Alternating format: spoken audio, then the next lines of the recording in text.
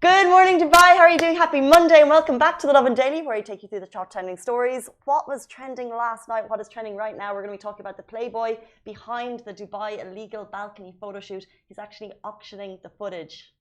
Great. We're also talking about a Dubai cleaner who's facing jail over a 10,000 dirham Dior bag. We have Chef Halwa in studio. I caught up with him yesterday talking all of the amazing Palestinian food in Dubai. Amazing. And we'll also be talking about how Dubai summer heat has been upping the air pollution levels in the city and the plant lake that is all the rage right now, and it's the UAE's newest hidden gem that's been discovered. But We have a new royal baby. Not, but can we call it a royal baby? that's a really good question. I have no idea. It's got all the royal names. It's got all the family tree history. Yeah. But anyway. Announced last night. This was not. I didn't get the. I wasn't too much interested. Into it? It's just. It's a name. It's a very nice name. It's okay. I guess it's just like okay. Like. Do you want to do a royal announcement? The Duchess of Sussex has finally given birth to a baby girl. Her name is Lilibet Lily Diana Mountbatten Windsor. I think it's just Lilibet Diana. No, it's Lilibet Lily Diana Really? Mountbatten Windsor. Oh, I just assumed that was like Lilibet, but we're going to call her Lily. I thought that was like a name. And I think, Megan, you have our congrats from the Lovin Dubai team and Prince Harry, of course. Congratulations, guys. 2 babies. It's a lot of work. I have babies from friends just like all over the place at the moment, and they say 1 is not easy, so 2 is going to be a handful. But you are a parent. I am a pet parent. Yeah, so you get it. I get it. So this was big news yesterday. More big news this morning. Are you watching Floyd Mayweather, Logan Paul? Do you care? No. I care. Andy cares? Did you pay? Do you care $50 care to pay to watch the fight? I care for $50 to watch that fight. Did you pay for it? No. So you didn't care enough. I didn't care enough to watch the fight because there were no judges and it wasn't like the undercard was a bit so it's just the main card. So for me to pay $50 to watch just the main card is lackluster for me. Fair. Especially because I like combat sports, MMA, boxing. Don't get me wrong. I would love to see Logan Paul versus Mayweather, but the undercard wasn't that big of a hype. We gotcha. But we've just like bit of backstory if you've been watching it. Logan Paul, and these are some words from the New York Times because they're going to summarize it better than I have. Essentially, no experience. He's a social media star, but he's going to make a lot of money out of this. He goes against one of the greatest boxers of our generation, Floyd Mayweather. There were no judges, by the way, because this is some of the stuff I didn't understand as they go into it. No judges. And therefore, and actually towards the end of the fight, there was booing because there was no knockouts. Tell us about the memes.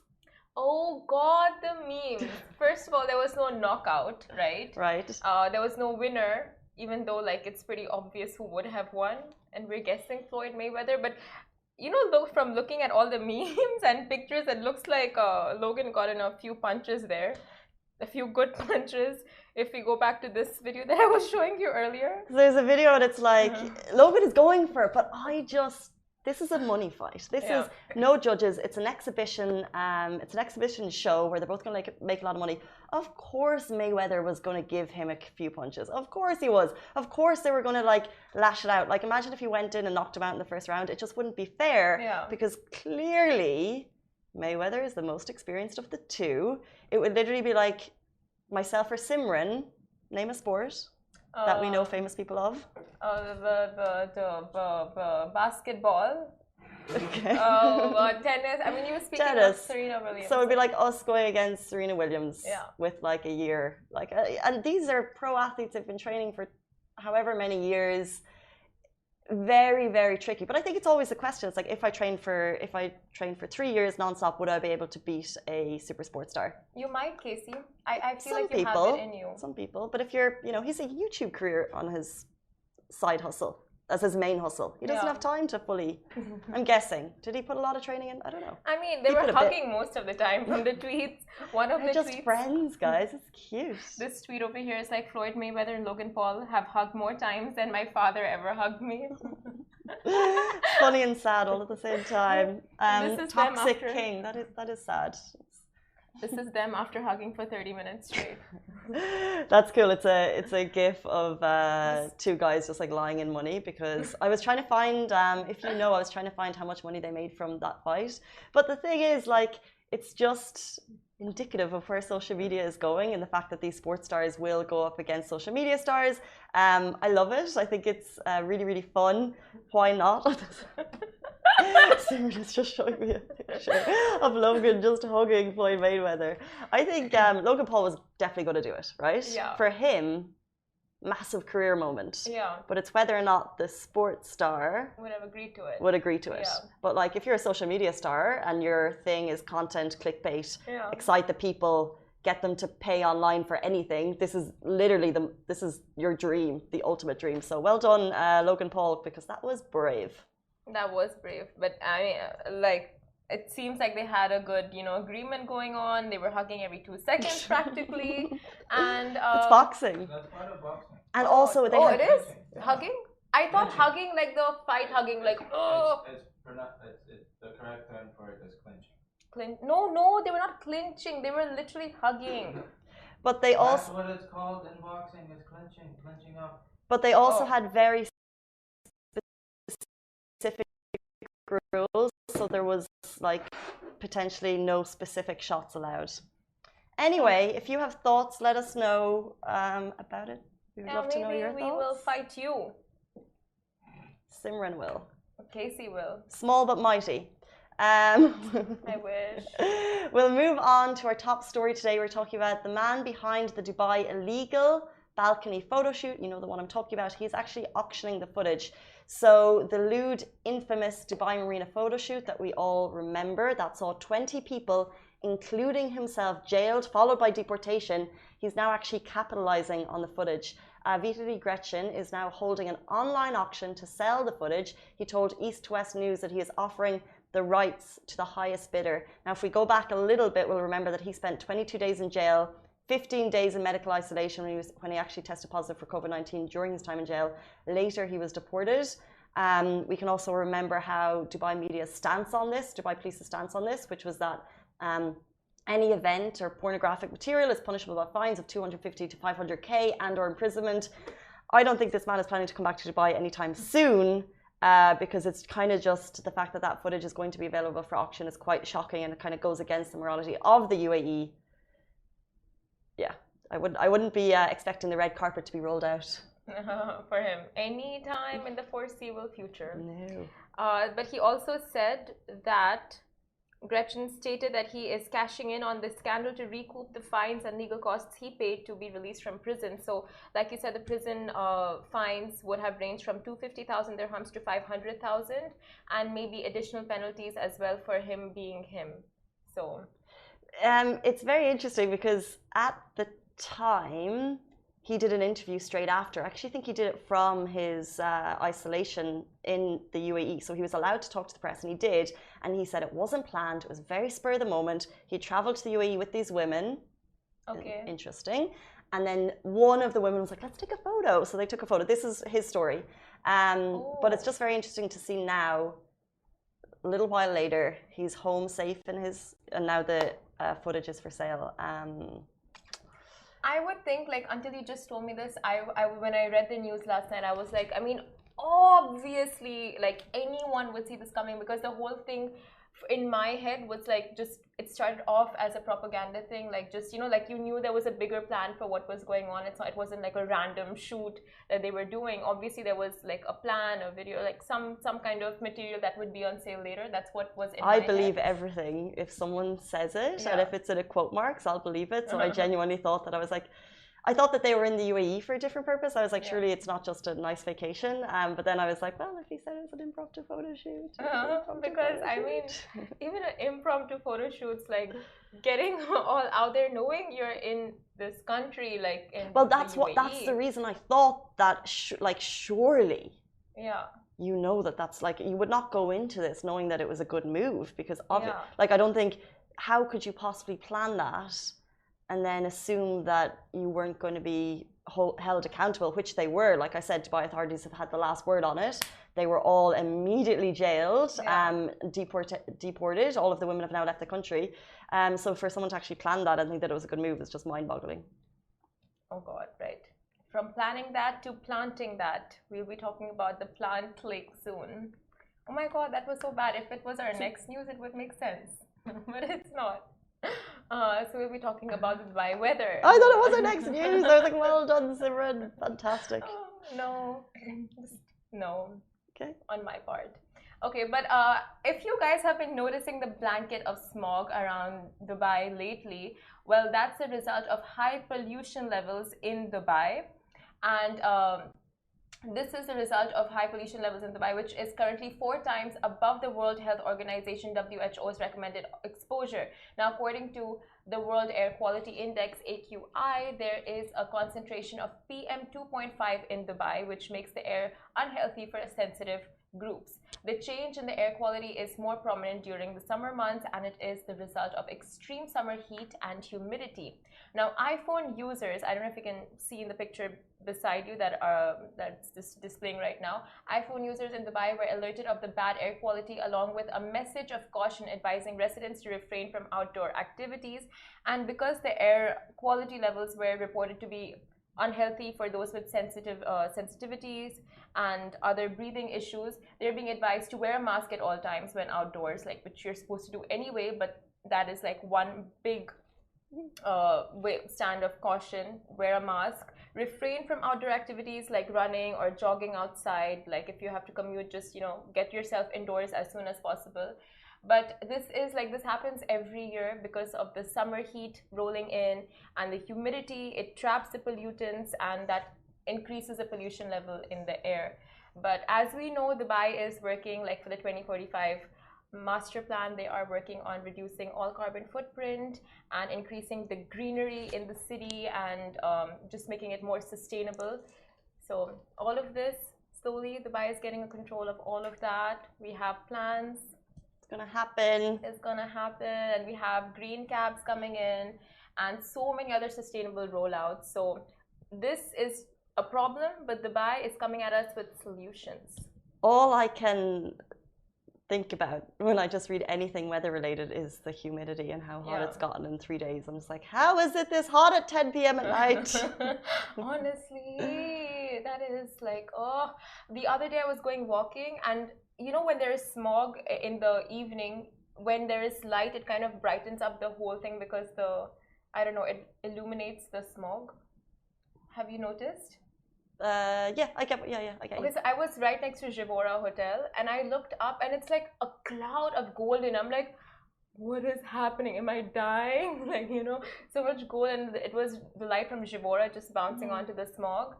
But yeah, like thick. The pollution is thick right now. The summer heat is just really bad right now. It's going up to 46, 47 degrees degrees Celsius in the city. That's hot. I saw one of my friends, you know, when you like monitor the temperatures in your car. Yeah. I actually got to share it on Lovin. Hey Dolores, if you're watching. She monitored the temperature in her car yesterday, and it said 57 degrees. What? 57. Inside her car. Inside her car. Oh my God. Just thinking about it. Oh God. Too much. It's ridiculous. You want to wear summer clothes, but then you come to the office and you have to wear winter clothes. Like, oh, it's a daily struggle. I'm sure you're all there. This is why today, not just a t-shirt, a little jacket. You know, so it comes off when you're outdoors. Comes off when you're indoors. This is it. Smart. Yes, we've all been there. Let's move on. We are talking about a Dubai cleaner who's facing jail for missing Dior bag. This is a very tricky situation. I think it's largely based on trust, because what happened was a woman had 2 cleaners in her home when she noticed her Dior bag, which she keeps between the kitchen and the corridor, was thrown away. I think they must have told her that it had been thrown away. She rushed to the bins. She asked the guard, who said that the bins had already been removed by the municipality trucks. So one cleaning supervisor, so not the 2 women who were in their home, one cleaning supervisor said the cleaners did remove the bag, but they didn't throw it away, and therefore the women unsure what to do, she now filed a report. Her home doesn't have cameras, so it's impossible to know what really happened to her bag. Now we're talking about Dior bags, and the reports from the court say it's worth 10k. I was looking up some Dior bags before the show for entirely investigative purposes, and they can go up to 17k. Like, it's a lot of money. So what do you do in that situation? Honestly, it is a tricky one. It is definitely a tricky one.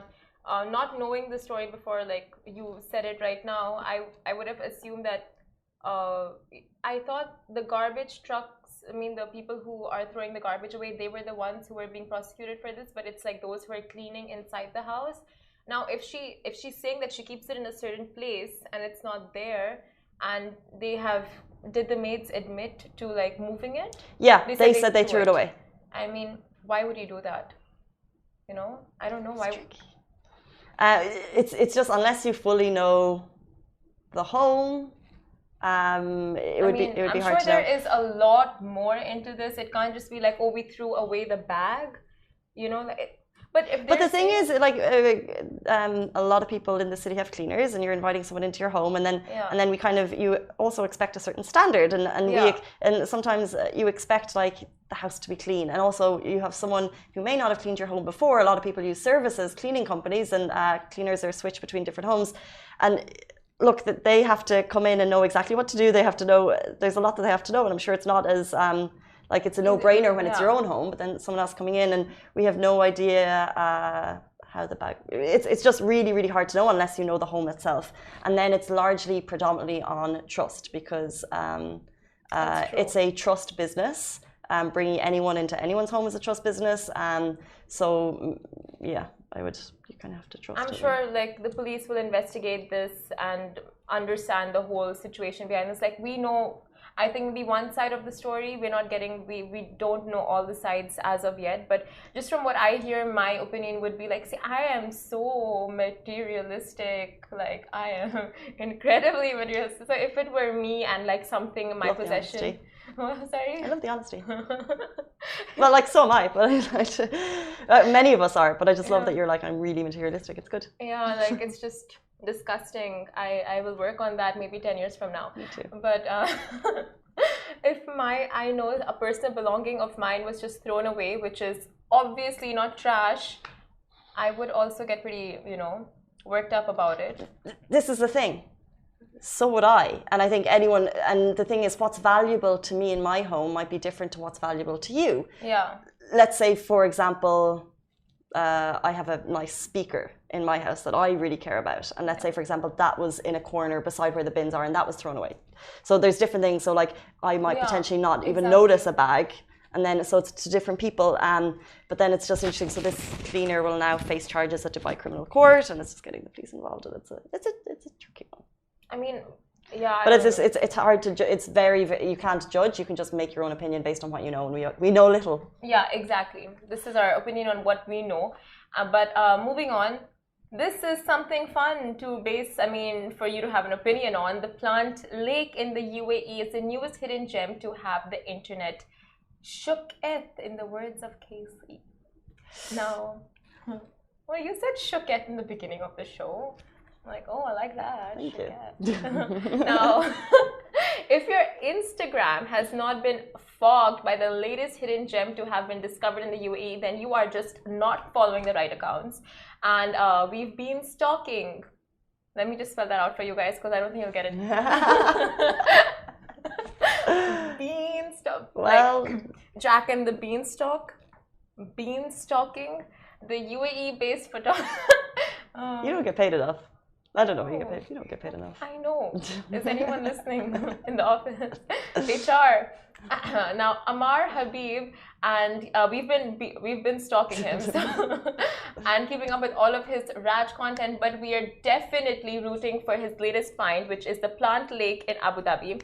Now, many hidden gems in and around the UAE have been popping out of nowhere recently. Example, the Moon Lake in Al Qudra, the Al Wadba along Salt Lake in Abu Dhabi, the Rainbow Mountains in Al Fujairah, And now this, I mean, like major kudos to content creators for digging out these instagasmic natural wonders. Now this plant lake's coastline is noted to be surrounded by lush mangroves that look absolutely exotic for a quick shoot. And yeah, if you are planning on going on a long drive there, or you're going to do a shoot, or if you want to get the landscape, one pro tip is to carry a drone, because you can get such a good aerial shot of the entire stretch of the plant lake with a drone going over. It's always worth, if you're going to any of the cool places that you just mentioned, to check what's the rules for drones in that area, because I think some places don't allow them and other places do. And if you're not sure, this is one photographer, but the photography scene in the UAE is amazing, and actually some of them are bringing out like guides to help you in your photography journey. I know Alpha Spotting is doing it. I know TG, guy from Dubai, he also takes people on photo missions every now and then, and they're such an incredible community. And if you ever want to go and check this out, my question, this is probably a really stupid question because we've talked about so many cool formations. This is obviously natural. I mean, I guess it should be natural. Looks natural.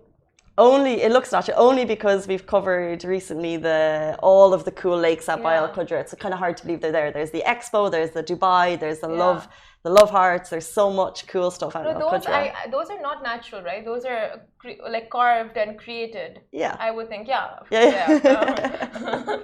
Well, and I assume this looks natural, but I just feel like it's Dubai, so you have to ask. Yeah, I mean, we don't have confirmation on that, so I don't think I'm gonna give my statement. But yeah, guys, if you are going to these natural places, like Casey has said so many times, do clean up after yourself.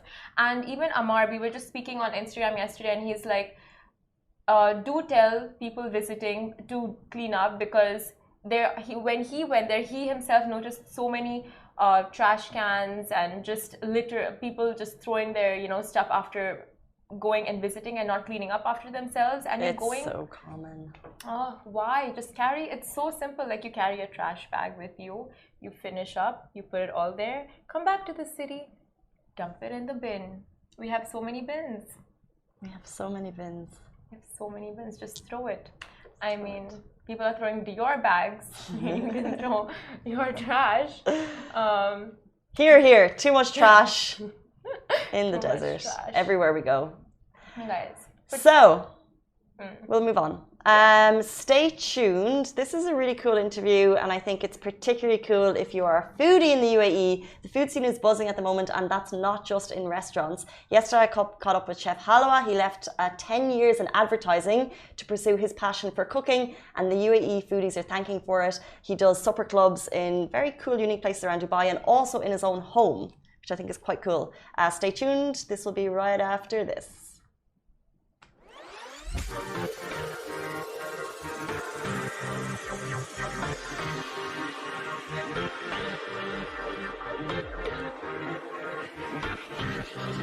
Welcome back to the Lovin Daily. We are joined by Chef Halawa, a well-known Dubai chef who's famous for whipping up authentic Levantine cuisine. Welcome to the food chat. So if you're hungry, turn away now. How are you doing? Very well, thank you. How are you? I'm very excited to learn more about the supper club scene in the UAE and more about you as a person.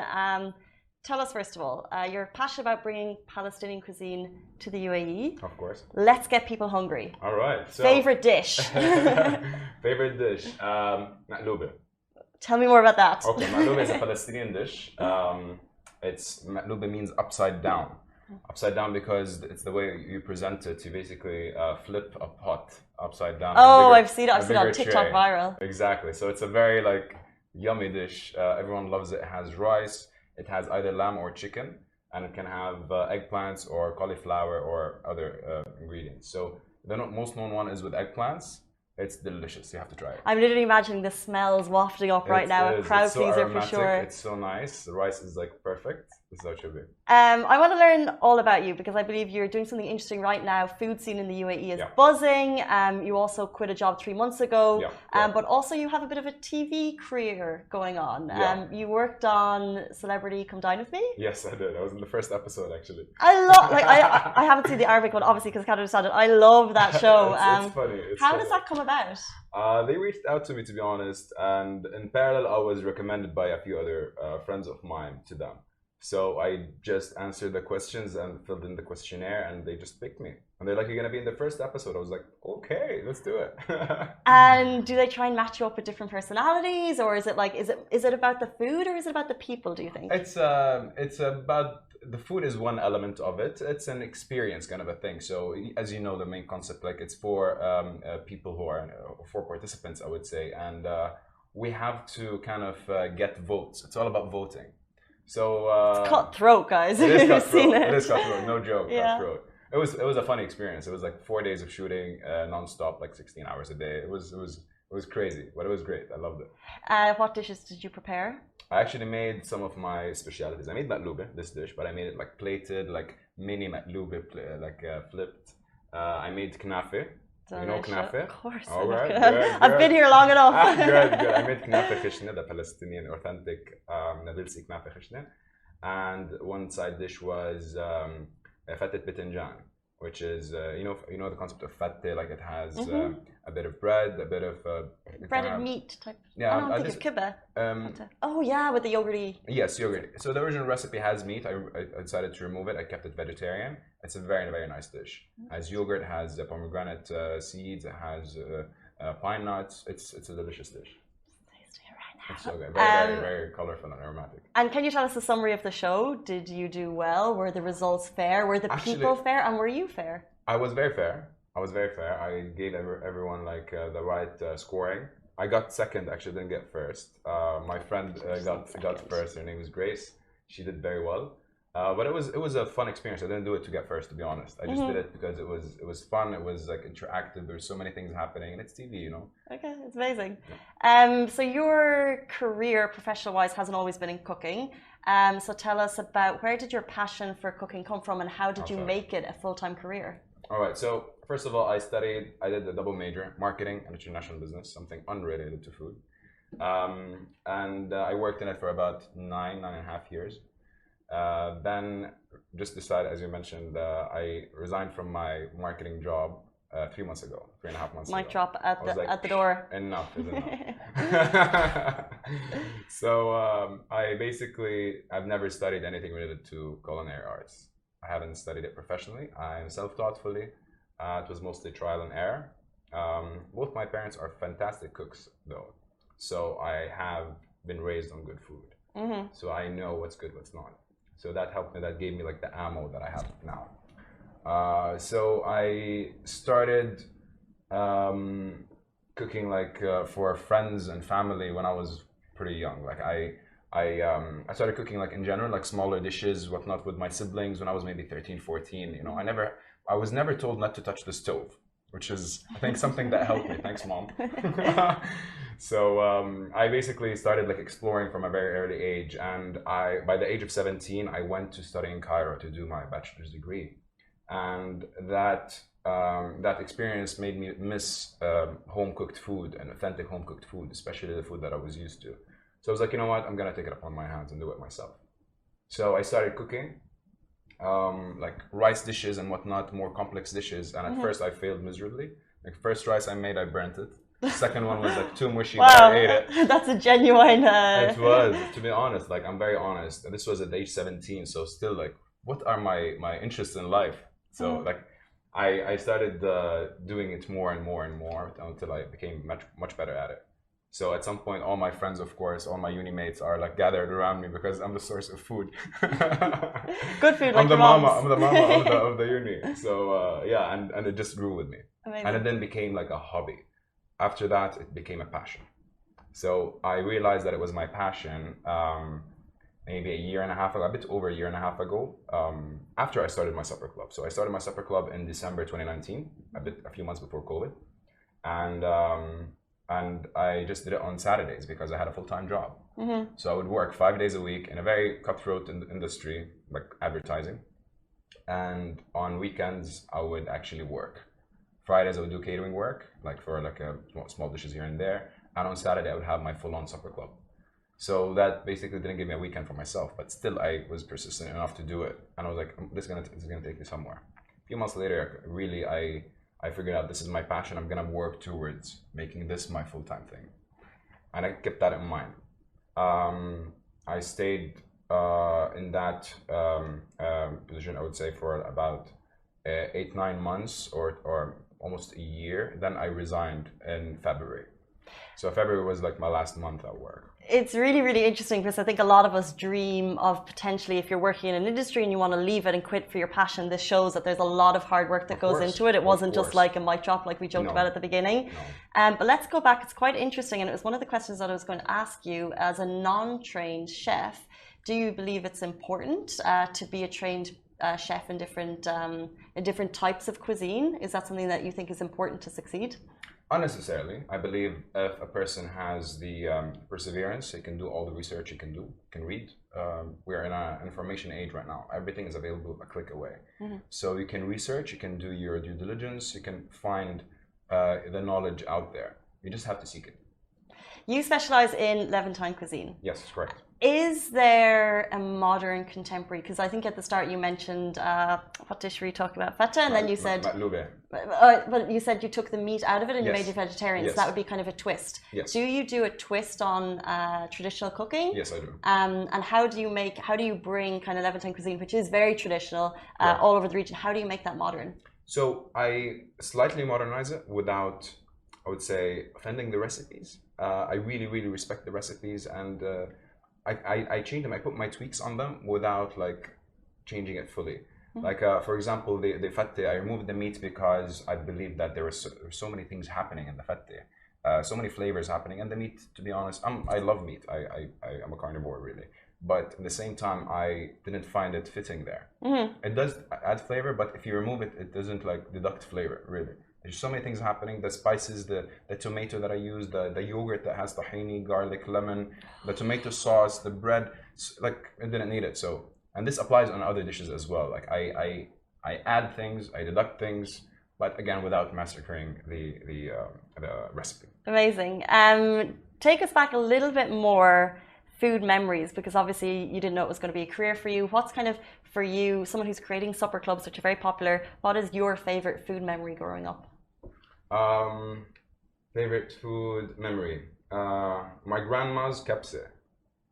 My grandma is a very, very good cook. Hi, Auntie Ruwaida. Hi, Tata. And she's... you must be so proud. Yes. She makes a fantastic kebse, and Amazing. that's like one of my favorite memories as a child, because I would look forward to her kebse. And my aunt's lemon cake. She makes like a bomb lemon cake. Delicious. Yeah. How do you get a supper club, which, tell us a little bit more about it, how it works. How do you get that off the ground? You have a very, very competitive dining scene here in the UAE. Restaurants are opening and closing all the time. How do you create a supper club and get it known? So, sure, your degree came in handy. Of course. So a supper club is way different than a restaurant. Anyone can just book a table at a restaurant and go dine and go back home. A supper club is more of an experience. It's like an end-to-end experience. You go in, there's an ambiance, there's like you're a bit out of your comfort zone as well. You're sitting with people you don't know. So you can either book the whole table, of course, and stay within your circle, or you can do it right and book 1 or 2 or 4 seats, for example, and enjoy it with other strangers that you don't know. So one of the reasons or a few of the reasons I started my supper club is that, first of all, I'm Palestinian originally. I lived in Jordan most of my life, but I'm originally from Palestine, both parents. And it's my duty to represent my country in one way or another. And I chose to do it through food. Food is culture. And culture is all what we are. We are cultured people, we are chic, we are innovative, we are achievers. And I'm showing as many people as I can what we have. So this is one of the reasons. Second reason is that I noticed that in Dubai, people, when they meet strangers, they don't go into deeper conversations for the most part. They slightly like get stuck at where are you from, for how long have you been in Dubai, what do you do for a living, and the conversation takes a south turn from there. So I figured I want to give people a platform to come and actually speak to other people and go into deeper conversations and laugh and break bread. And what's better than a bite with someone and talking and like conversating. So It's just like a full-on experience. You don't get that in restaurants. You don't get it in restaurants, and you don't get it for the most part in Dubai. Very true. And it's very hard to kind of meet people and kind of have those greater conversations. But we're in a time when meeting new people is tricky. We've True. just come out of a pandemic. How did COVID kind of dampen your plans for supper clubs? I stopped for a while. I did actually. I stopped for a while, for a few months actually, and I was during that time I was focused more on the catering side of the business. So I do both supper club and I do catering. So I focused on the catering until things became more clear on like the restrictions and all of that. So I would like stick to the limit, and it's basically just having friends over. This is how it's like. For someone who's very kind of passionate about the culture and what food represents, what do you think of the restaurant culture in Dubai, which is really kind of gearing towards delivery? You have like really fancy restaurants on Deliveroo, and they're on Kareem. Help me out with some delivery companies.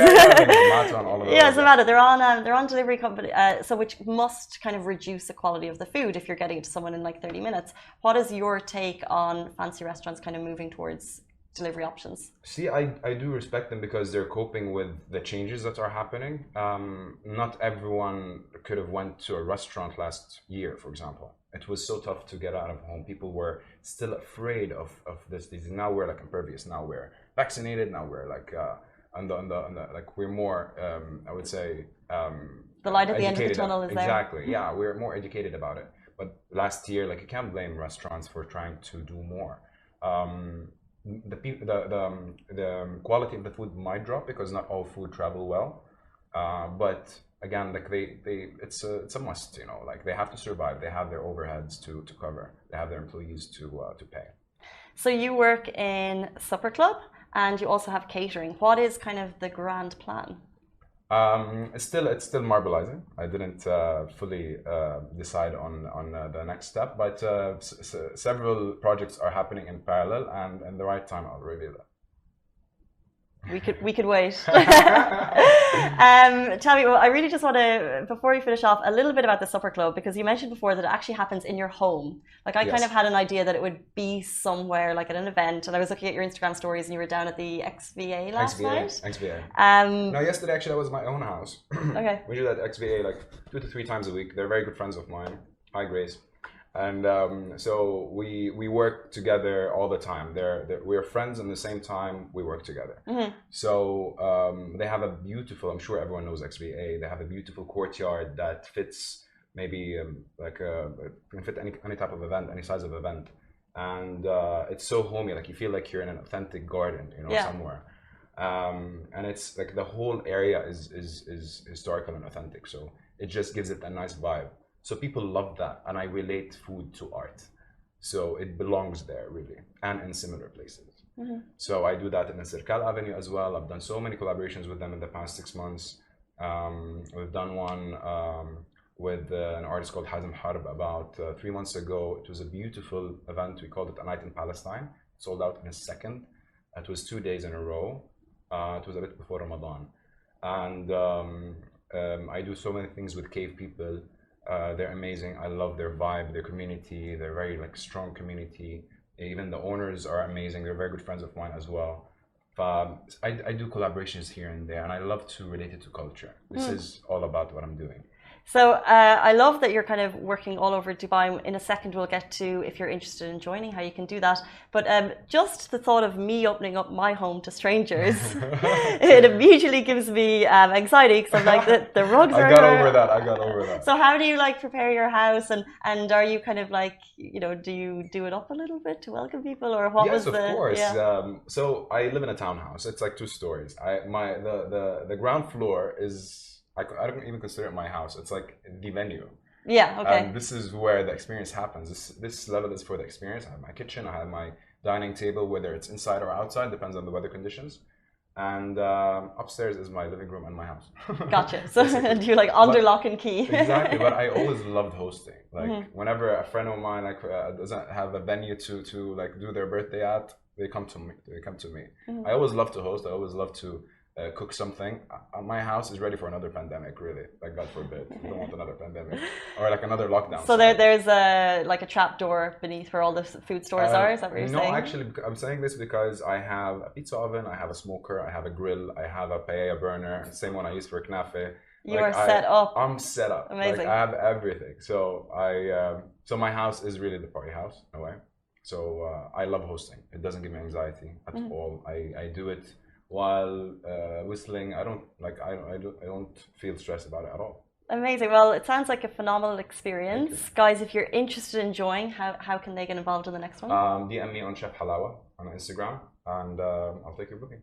Guys, that is it for us on the Lovin Daily this morning. Thank you so much for your time. I'm hungry. You're probably hungry. Thank you so much for joining. Thank you so much for having me. Not at all. And we'll see you tomorrow morning, same time, same place. Stay safe and wash your hands. Bye-bye. Bye-bye.